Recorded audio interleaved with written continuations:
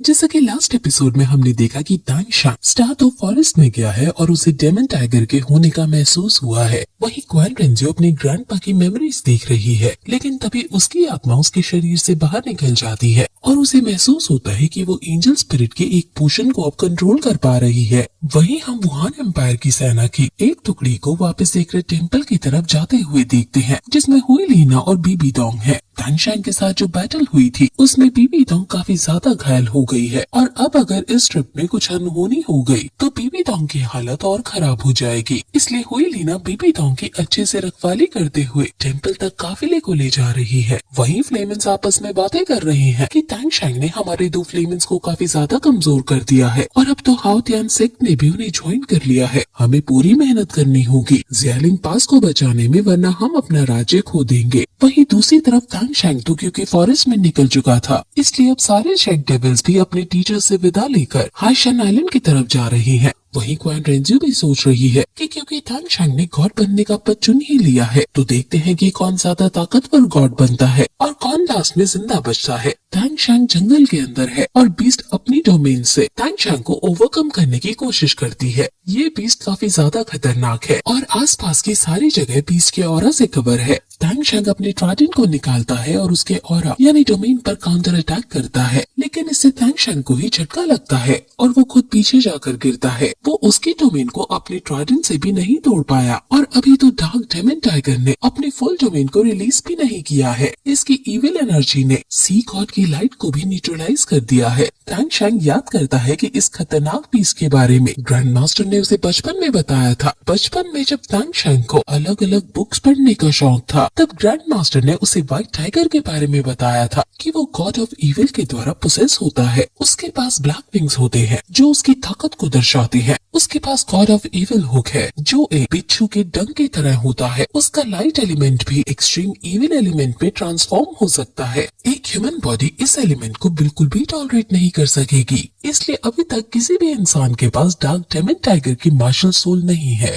तांग शांग पूछता है कि अगर ऐसा बीस्ट एग्जिस्ट करता है तो बुक्स में क्यों लिखा है कि यह बीस्ट एक्सटिंक्ट हो गया है। ग्रैंड मास्टर बताते हैं कि इस बीस्ट की कल्टीवेशन प्रोसेस बहुत ज्यादा डिफिकल्ट होती है। ये अपनी सोल पर सिर्फ किसी दूसरे सोल बीस्ट को या फिर किसी सोल मास्टर को खाकर बढ़ाता है, इसलिए बाकी soul beast dark demon tiger को बड़े होने से पहले ही उसे बचपन में ही मार देना प्रेफर करते हैं। तांग शांग पूछता है कि इतने बड़े बीस्ट को मार पाना मुश्किल होता होगा, जिस पर ग्रैंड मास्टर बताते हैं कि इस टाइप के सोल बीस्ट के पास अपने से भी ज्यादा लेवल वाले सोल बीस्ट या सोल मास्टर को चैलेंज करने की एबिलिटी होती है। Decade millennium dark demon tiger century millennium soul beast को भी मार सकता है। हमारे एंशिएंट टेक्स्ट में भी डार्क डेमन टाइगर के बारे में अच्छे से कुछ नहीं बताया है और अभी तक कोई नहीं जानता कि उसके पास क्या स्किल्स होती हैं, लेकिन इतना श्योर है कि सोल बीस्ट के वर्ल्ड में ये टॉप पर आता है। डेमन टाइगर तांग शांग की तरफ बहुत जोर से दहाड़ लगाता है, जिससे आसपास के सभी जानवर वहाँ से भाग खड़े होते हैं। डेमन टाइगर जब और ज्यादा कल्टीवेट करता है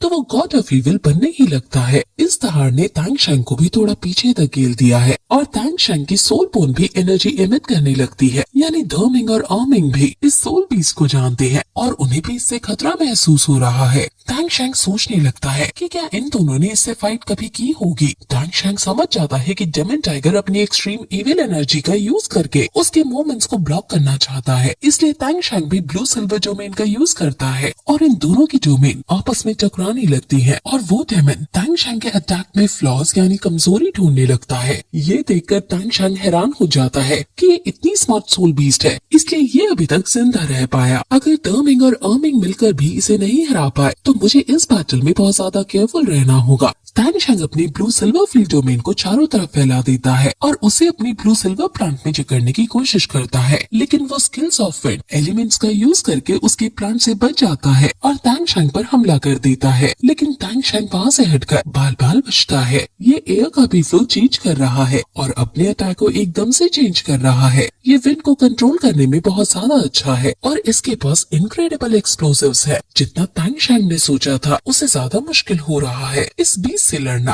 तांग शांग अपनी ट्राइडेंट को भी इसको देकर मार रहा है, लेकिन वो हर एक अटैक से बच जाता है और तांग शांग समझ जाता है कि अभी जो इस बीस्ट ने मुझ पर कंटिन्यूअस अटैक किए थे, इसने ये मेरी पार को जानने के लिए किए थे। इसने अभी तक अपना स्ट्रॉन्गेस्ट स्किल यूज नहीं किया है। वहीं वुहान एम्पायर की बहुत सारे सैनिक घायल हो गए थे और बचे हुए सैनिक उनकी सेवा करके उनको मेडिकल ट्रीटमेंट देकर वापस सेक्रेट टेम्पल की तरफ ले जा रहे हैं। हुईलिना और उसका भाई बहुत ज्यादा दुखी है और बीबी डॉग के मुंह से भी खून निकल रहा है। लेकिन तभी आसमान में एक लाइट ग्लो होती है और ये एंजल गॉड की लाइट है, जिसे देखकर सब हैरान हो जाते हैं और मिराकल चलाकर खुश होने लगते हैं कि एंजल गॉड हमें भूले नहीं है। हुईलिना भी बहुत खुश है और उसे लगने लगता है कि एंजल गॉड अब हमें बचा लेंगी। और वो जब खुश होकर बीबी डॉग की तरफ नजर घुमाती है तो बीबी डॉग वहाँ उसे बैठी नहीं मिलती। वहीं क्वीन रेंजियो के लिए एक पोर्टल ओपन हो जाता है और वो वहाँ बढ़ने लगती है, ये कहकर कि मैंने अपने फर्स्ट ऑब्स्टिकल को पार कर दिया है। लेकिन तभी आगे बढ़ते हुए उसे अपनी ग्रैंडपा की मेमोरी में बीबी डॉग दिखती है, जिसने क्वीन जुनसी जो कि उसके पिता है उसको मार डाला है और बीबी डॉग काफी ज्यादा रिग्रेट भी कर रही है। और तभी राक्षस अरियल उस पर हावी हो गया है और ये सब उसके ग्रैंडपा पीछे से छुपकर देख रहे हैं, लेकिन वो कुछ नहीं कर रहे। ये देखकर क्वीन रेंजियो के पैर तले जमीन खिसक जाती है और उसे यकीन नहीं होता कि बीबी डॉग ने उसके पापा को मारा है। उसे बहुत ज्यादा गुस्सा आने लगता है और वहीं तभी हम बीबी डॉग को देखते हैं जो एंजल रियलम में पहुंच गई है। और पहले तो उसे समझ नहीं आता कि वो कहाँ है। उसके सारे जख्म भी अपने आप सही हो जाते हैं, लेकिन तभी वहाँ उसे क्वीन रेंजियो दिखती है। उसे देखकर वो समझ जाती है कि वो एंजल रियलम में है, क्योंकि क्वीन रेंजियो एंजल टेस्ट दे रही है। क्वीन रेंजियो गुस्से में पूछती है कि आखिर उसके पापा कैसे मरे, जिस पर बीबी डॉग इविल स्माइल देते हुए कहती है कि क्यों पूछ रही हो, क्या तुम उसका बदला लोगी? तुम्हें मैं बता दूं फिर कि मैंने उनको मारा था। ये कहकर वो लड़ने के लिए क्वीन रेंजियो के आगे आ जाती है और फिर ये एपिसोड यहीं खत्म हो जाता है।